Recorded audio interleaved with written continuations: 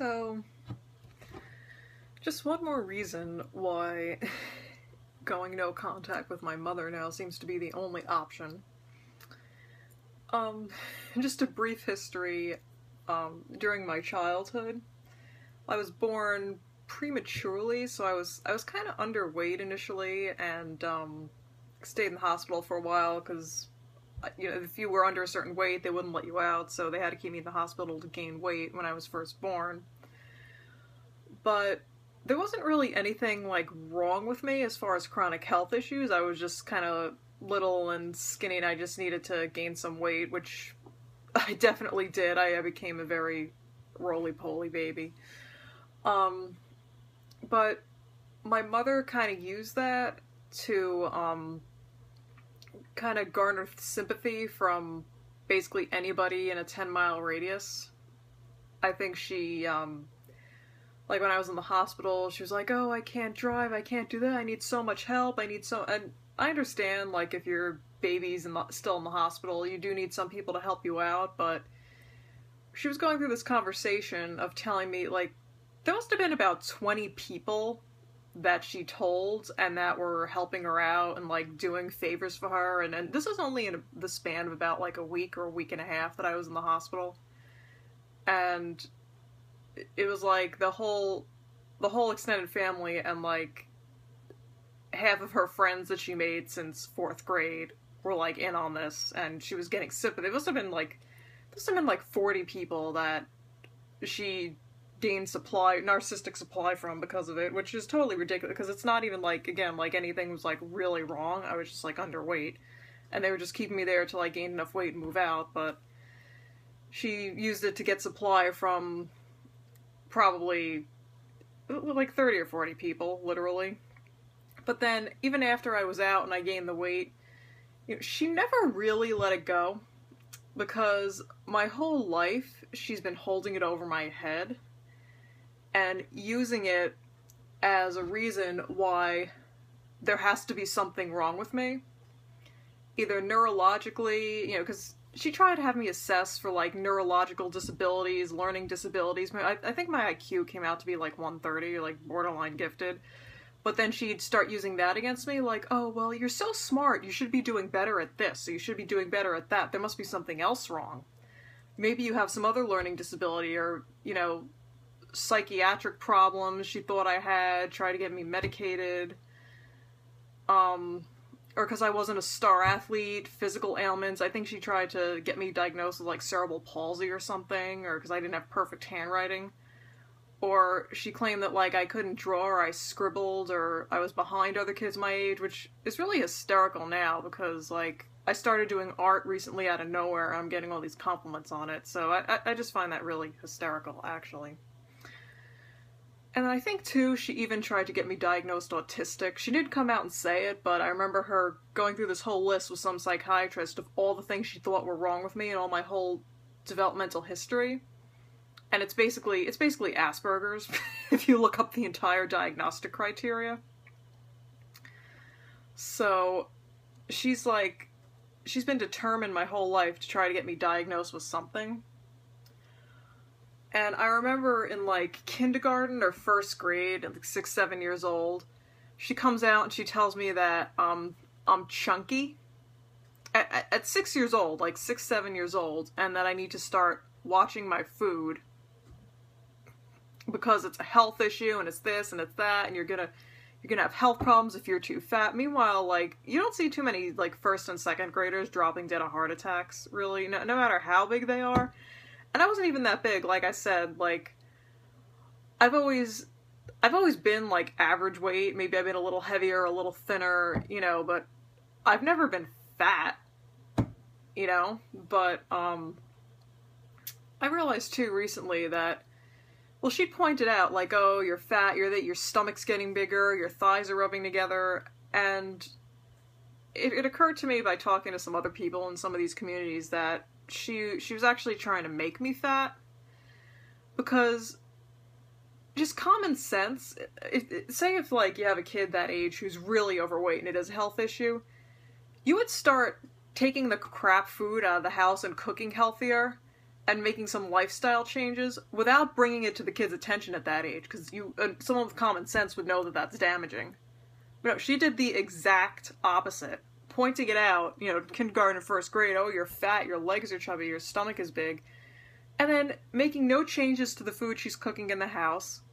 She would actually hand me, she'd make fattening dinners, but also hand me, a bag of cookies, or a bag of Doritos, and just hand me the bag while I was sitting in front of the TV, and then if I ate too much of the bag, I'd get yelled at for that. So, obviously you don't realize it at the time if you're 6 or 7, but looking back, she was trying to either set me up for a lifetime of obesity and health issues, or anorexia. Because, when you do that to a kid and it's you give them such a complex about food, it's gonna go one way or the other.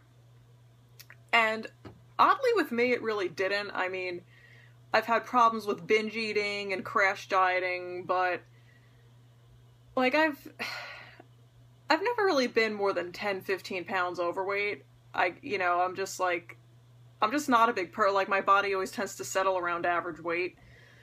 Or, I'd crash diet, I'd lose 10, 15 pounds, I'd look a little too thin, and then I get sick of it, so I'd start eating it. So I've never been at either extreme end of the scale.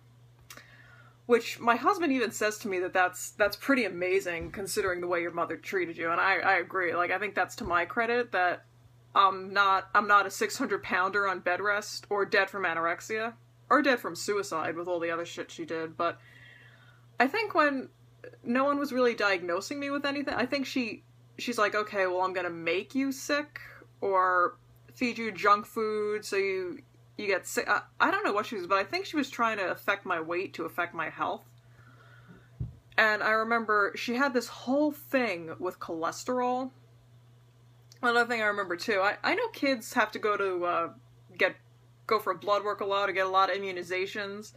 So I'm sure that's what some of it was, going to the lab as a young child, getting needles or whatever, but it seemed like she was taking me there every other week looking back, an abnormal amount of times. And I know a few times she started tracking my cholesterol in kindergarten and first grade, and then she'd be lecturing me at that age about food and cholesterol, and if you're too fat you'll have high cholesterol, so almost, and then trying to get my numbers taken, almost trying to use it again, to yell at me for eating too much. Oh, your cholesterol's high. But the funny thing is, my cholesterol never went up. I haven't had it checked in years, but I think as a child it was 150 something, which is low, not dangerously low, but low. And then even, one time I had it checked, I was 10 pounds overweight and binging. Now it went up to 160, and I think it frustrated, she couldn't get my cholesterol to rise. I think she was trying to spike my cholesterol and it just wouldn't go up, so I think she took that out on me too, that she didn't get the immobile, fat, high cholesterol, disabled child that she wanted. But, so, I mean, my weight I never really went to either extreme of the weight scale. My cholesterol never shot up. I've never had any real physical ailments, or real psychiatric disorders, although she's tried to get me diagnosed with everything you could probably think of. So, that's just to give you a background on my childhood. And then, so fast forward 10 years ago, I was in my early 20s, I went to the gynecologist. I could hear the uh-ohs already. And I got an annual exam, and sometimes women, they go for these annual exams and they get irregular results or an irregular pap smear, and which isn't cancer, it's not even precancerous. It's a stage before precancerous, that it could turn into precancerous cells, but that's only even a 1 in 10 chance. It probably won't even. So it was just all you needed was a follow. There was no diagnosis. It wasn't even precancerous. But I was living with my mother at the time, so the doctor had called and left a message and said, oh, there's just some irregular finding. Just come in for a follow-up. We'll do a biopsy, whatever.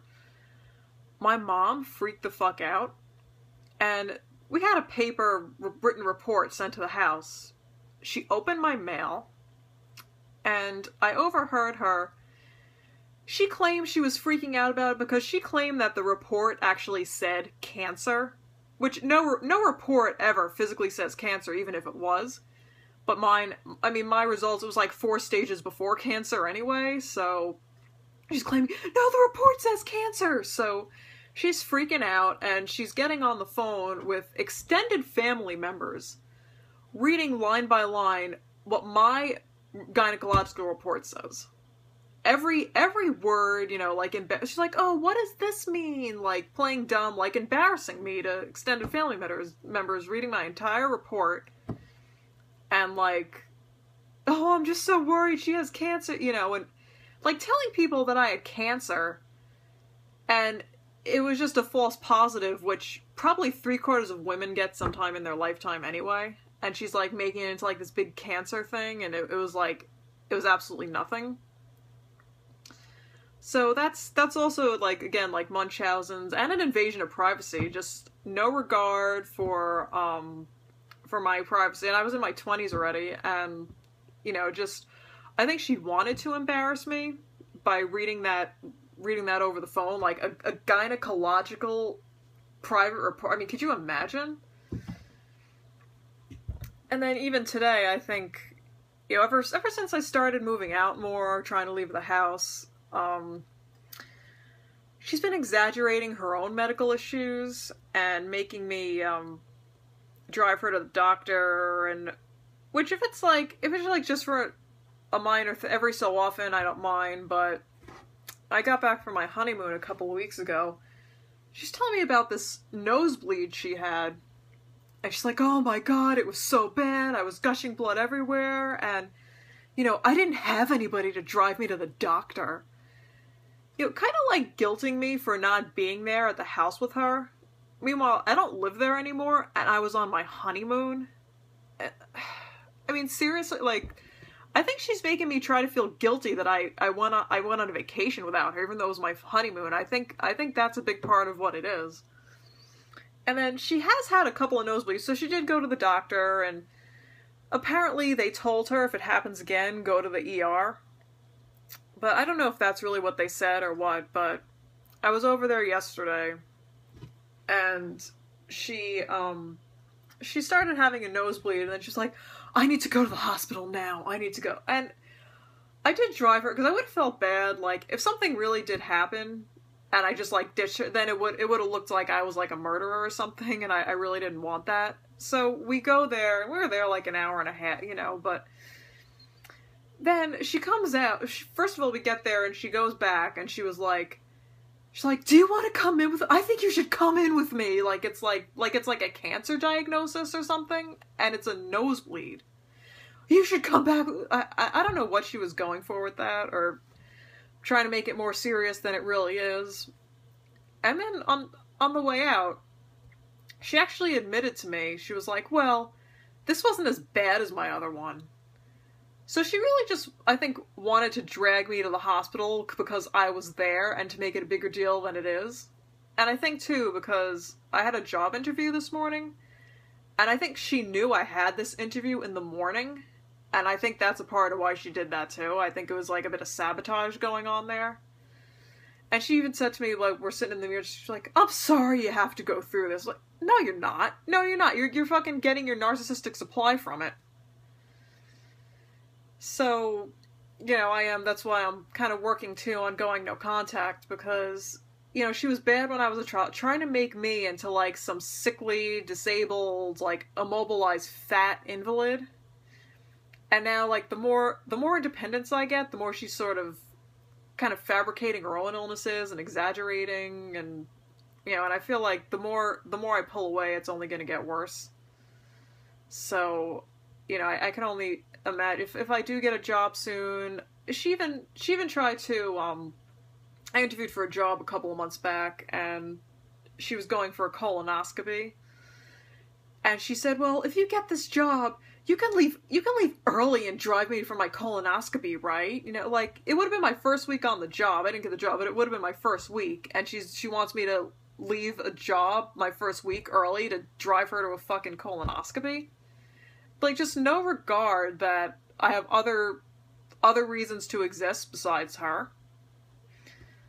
So yeah, I'm still like working on my financial situation, and I'm working on going no contact because this is just getting worse and worse.